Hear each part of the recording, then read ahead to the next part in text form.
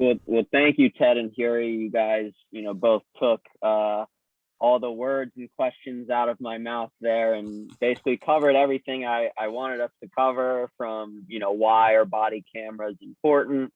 What is the history of them in Howard County? And, what was the recent hang up and where do we move to next? And it sounds like Police Accountability Task Force Howard County does not plan on giving up on the pressure. And I think that's a good choice. I think it's not a coincidence that right when you all form and start to apply pressure is when the county executive finally actually announces action on this, even if, the carpet was pulled from under our feet a little bit a couple months later. But so thank you for all the work Police Accountability Task Force has been doing. You can definitely count on Progressive Democrats of Howard County support on any future actions to get the ball rolling in the right direction on this. And before we wrap it up, there is just one question I do want to ask, to both or either of you, and that is, both of you said it several times. This is, a very minuscule portion of the county budget, relatively speaking. We are like the third wealthiest county in the country, according to median income.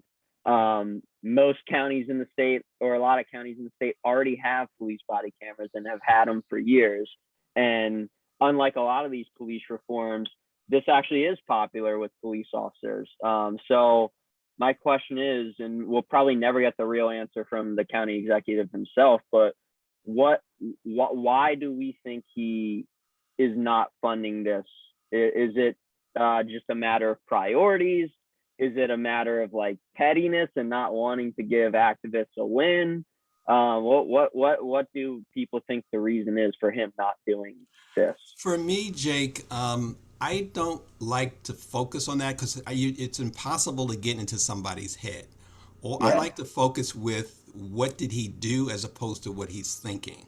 So what's the outward action that he created, or the initiative that he created, is that he basically gutted the program. Basically, he's not keeping his promise.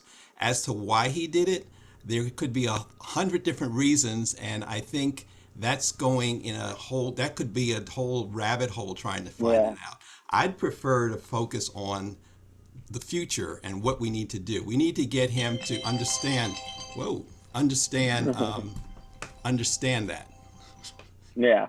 Right. Well, just um, I think, looking into the future and, to sort of perhaps, I think answer that question a little bit is, is in all the times that I have paid attention to what's going on in the county, it always ends up that a lot of these, budget issues are debated around the edges. So it's not about, hundreds of millions of dollars. It's usually around, 10, $5 to $10 million, almost every year. That's what happens. And so